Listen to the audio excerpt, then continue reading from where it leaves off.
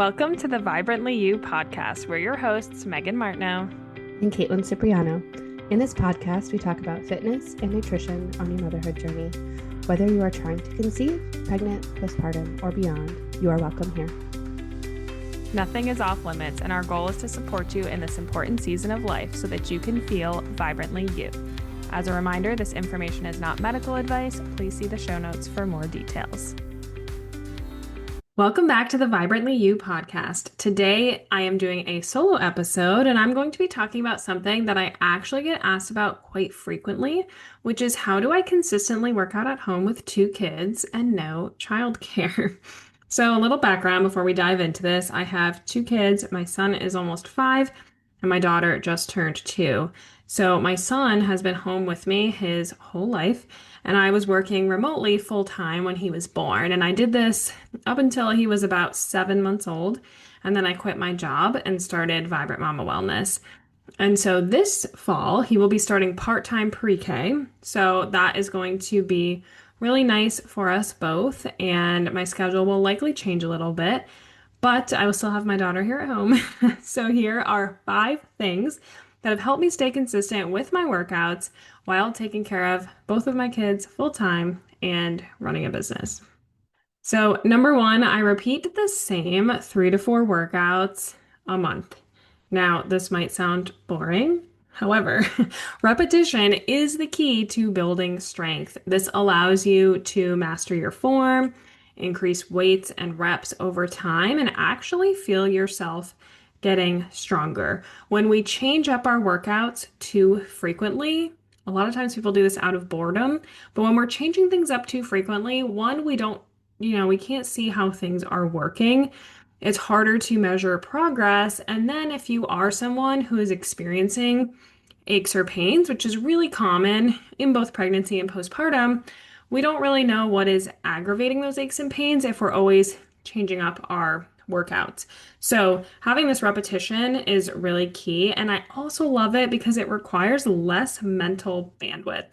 So I don't have the energy every day to be like, what workout am I doing? Or try to scroll through, workouts and be like, what is speaking to me today? I don't want to have to learn new moves all the time or figure out what weights are appropriate. I like just being able to show up, get my workout done, get in and get out, which is obviously very helpful when I have a million other things going on and kids running around with me. So, number 2, my mantra is always done is better than perfect. So, pre-babies, I definitely felt like I had to have an uninterrupted 60-minute chunk of time to do my workouts. I wanted to have that cute little matching outfit, the right playlist that was hyping me up. All of the conditions had to be right. And I really needed that in order to feel like I crushed a workout. I also feel like I always needed to have a really good workout, super sweaty, my heart rate was up, I was feeling sore, maybe I hit a PR during that workout. I needed those things to feel like it was worth it or that I accomplished something. Now, however, I everything is unpredictable, right? The time of day I work out varies. Sometimes I'm working out in my home gym in my garage before the kids wake up. Sometimes I'm working out in the living room while they're playing or watching a show. Sometimes I'm doing it while my daughter naps and my son is joining in the workout with me. It really depends on the day and what we have going on in our schedule. If I am working out in the living room, there's a lot of distractions. Often I'm having to take a lot of breaks because they need snacks or diaper changes or, whatever it is. I sometimes don't even get through all of my sets if I'm doing a living room workout. But rather than being like, oh, well, that was a fail, I couldn't finish the whole workout, feeling discouraged, feeling unaccomplished, I have changed my mindset now to where all of it counts. Getting some movement in, done is better than perfect. And I'm still building that momentum. I'm building that consistency and making that forward progress, which really is the most important part. Number 3, I include my kids in my workouts. Now, this is probably a hot take. A lot of people don't like this, but Just like I mentioned, oftentimes I am working out in the living room with my kids. Sometimes I do need to throw on a show for them. Sometimes they're playing with toys. Like it really depends on the day, what kind of mood they're in, what time of day it is, what we've done so far, how everyone slept. I will say my daughter, so she just turned 2. She is very clingy. She wants me to hold her a lot, but sometimes this is perfect because she is my weight. And rather than using a dumbbell, I hold her. She weighs almost 30 pounds right now, so she's a great substitution for a dumbbell with my lower body moves. And she loves it. She loves being part of my workouts. Both of my kids, though, they know that working out is part of my routine. They will be like, oh, time for a mommy workout. Like sometimes my son will even ask me if he notices I haven't done a workout, like, Mom, did you do your workout today? Like, are we gonna do your workout? And when they are around me when I'm working out, sometimes they'll even mimic me. They'll grab the resistance bands, they'll work out alongside me. They want to pick up my little 2-pound weights, and it's actually really cute. And they do see it as something that is fun, that gets our bodies moving. And I really like that opportunity to set the example for them at a young age that exercise can be fun. Moving our bodies can be fun. It makes us feel better, and really trying to lay that foundation now for a positive association with exercise for their future. My fourth tip is front loading.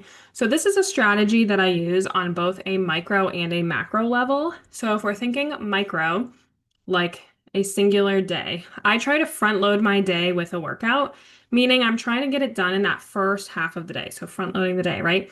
This tends to be easier because as we all know, as the day progresses on with kids, it often gets more hectic, right? There's more meltdowns, more unexpected things pop up.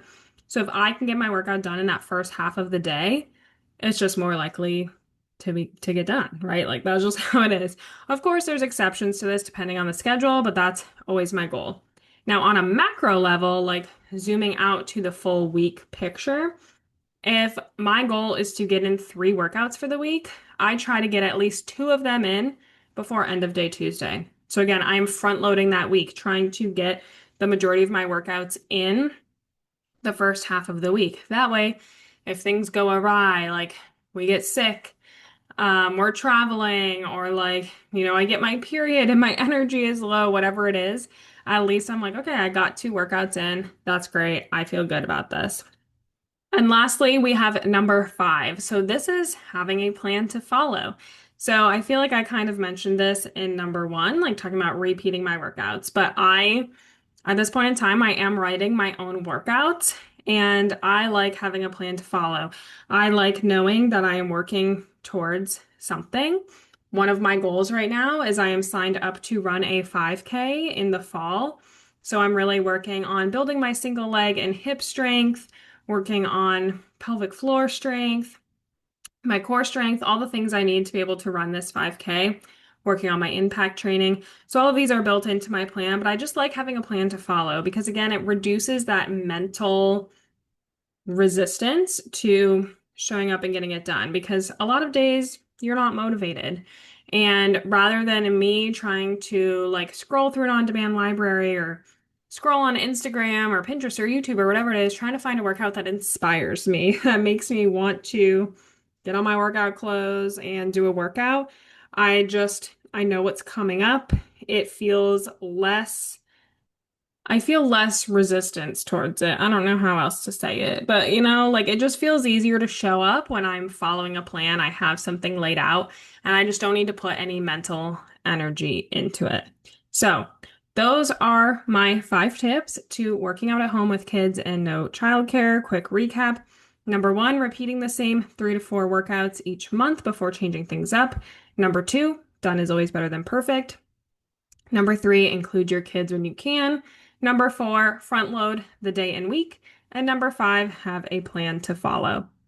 I hope you found this episode helpful. If you loved it, be sure to share it with a friend, leave us a review, and we will be back here next week with a fun guest episode from a pelvic floor PT. We are going to be talking all about what to expect when you go to pelvic floor PT, kind of debunking some myths, and also talking about the pros and cons of cash-based versus insurance. So we will see you back here next week for that conversation.